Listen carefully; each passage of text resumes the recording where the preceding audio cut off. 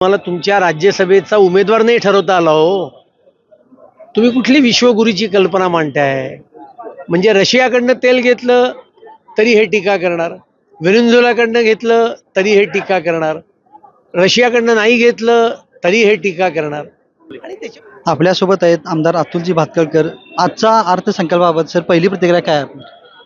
शेतकऱ्यांना कर्जमाफी देणारा हा ऐतिहासिक अशा स्वरूपाचा अर्थसंकल्प आहे आणि त्याच वेळेला पायाभूत सोयीसुविधांना अत्यंत गती देणारा अशा पद्धतीचा अर्थसंकल्प. याबद्दल मी माननीय देवेंद्रजींचं मनापासून अभिनंदन करतो. आज विरोधकांनी अशी पण टीका केलेली आहे की लाडक्या बहिणीच्या योजनेबाबतचा हप्त्या हा विषय त्यांनी पुन्हा सातत्यानं अधिवेशनापूर्वी सुद्धा आणि इथून पुढं अर्थसंकल्पापर्यंत सुद्धा तो त्यांनी चालवला. काय सांगा? हेच विरोधक आहेत. लाडक्या बहिणीला 1500 रुपये दिल्यानंतर कोर्टात जाऊन त्याला स्टे आणण्याचा प्रयत्न केला. शेतकऱ्यांना 2 लाख रुपयापर्यंतची कर्जमाफी देतोय, त्याच्याविषयी विरोधकांचं काय म्हणणं आहे? त्यामुळे विरोधक यांच्या पोटात दुखत आहे की कुठल्याही निवडणुका समोर नसताना आम्ही शेतकऱ्यांना कर्जमाफी दिली. याचाच अर्थ हा आहे की शेतकऱ्यांचे खरे कैवारी कोण असतील तर ते भारतीय जनता पार्टी, महायुती ही खरी कैवारी आहे. मुंबई सारख्या मोठ्या शहराला या अर्थसंकल्पातून काय मिळालं असं वाटतं? असं आहे, मेट्रो कोणी दिली? मुंबईला मेट्रो कोणी दिली?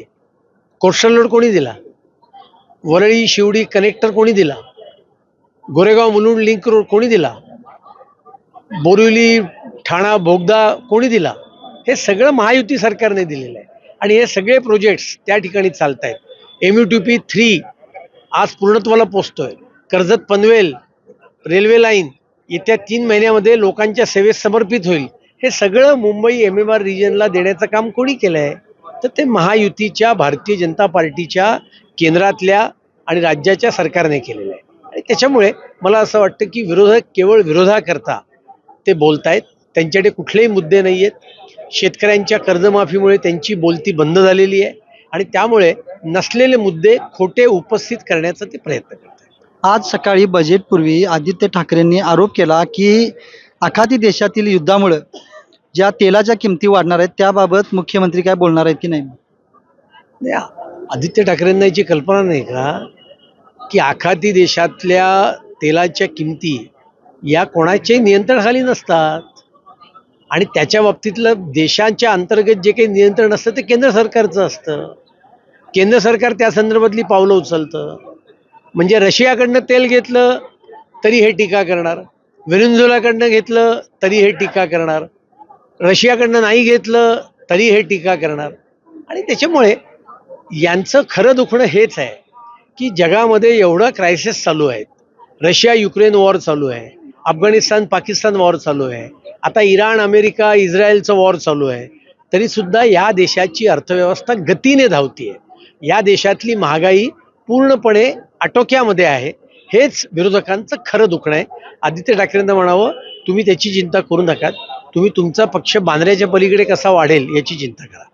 तिसऱ्या आणि चौथ्या मुंबईबाबत सुद्धा आज अधिवेशनाच्या काळामध्ये आणि आज अर्थसंकल्पामध्ये मुख्यमंत्र्यांनी काही घोषणा केली. काय सांग? नाही, आपल्याला माहिती आहे की वाढवण बंदर हे केंद्राने राज्याला दिलं 76,000 कोटी रुपयांचं. त्या ठिकाणी चौथी मुंबई आहे. अटल सेतू झाल्यामुळे तो सगळा भाग पेण आणि हा भाग हा मुंबईच्या कक्षेमध्ये आला आहे आणि त्यामुळे तिथे सुद्धा एक नवीन ग्रोथ सेंटर राज्य सरकार उभं करते. या सगळ्यामुळे राज्याची अर्थव्यवस्था ही $1 ट्रिलियन इकॉनॉमीची 1 लाख कोटीची अर्थव्यवस्था होण्याच्या दिशेने अत्यंत महत्त्वाची पावलं उचलली जात आहेत. याच्यामुळे गुंतवणूक वाढते, गुंतवणुकीमुळे रोजगार वाढत आहेत आणि या रोजगारामुळे महाराष्ट्राचं पर कॅपिटा उत्पन्न जे आहे ते वाढण्याचं काम यामुळे होतं. आदित्य ठाकरेंनी सकाळी ही पण टीका केली की स्वतःला विश्वगुरू म्हणणाऱ्यांनी तेल कुणाकडून खरेदी करावं यासाठी सुद्धा दुसऱ्या देशाची परवानगी घ्यावी लागते.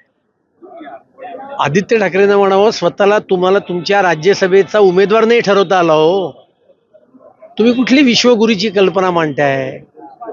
त्यामुळे तुम्हाला तुमच्या पक्षाचा राज्यसभेचा उमेदवार सुद्धा ठरवता आला नाही. त्यामुळे आदित्य ठाकरेंना म्हणावं, देश माननीय मोदीजींच्या हातात समर्थ आहे आणि तो समर्थपणाने वाटचाल करतोय. म्हणून तर AI समितला भारताच्या डिक्लेरेशनवर अमेरिका चायना सकट जगातल्या 100हून अधिक देशांनी सह्या करून भारताच्या AI समितीला मान्यता देण्याचं, त्या डिक्लेरेशनवर सह्या करण्याचं काम केलेलं आहे. त्यामुळे भारत देश हा मोदीजींच्या हातात समर्थ आहे. अजितदादांची कमतरता आणि आठवण या अर्थसंकल्पाच्या निमित्तानं सगळ्यांना जाणवते. आपण काय सांगाल? नाही, 100% अजितदादांनी विक्रमी अशा पद्धतीचे अर्थसंकल्प या ठिकाणी मांडले होते आणि त्यामुळे आज अजितदादा आपल्या सगळ्यांच्या मध्ये नाही आहेत. याची कमतरता, याची उणीव ही सगळ्यांनाच जाणवली आणि त्यामुळेच अजितदादांच्या नावाने एक स्मारकाची घोषणा सुद्धा आज माननीय मुख्यमंत्र्यांनी आज आपल्या अर्थसंकल्प भाषणात केली. हे होते आपले आमदार अतुलजी भातखळकर. कॅमेरामन सिद्धेश कांबळीसह मी अभिनंदन पडळकर, महा MTV मुंबई.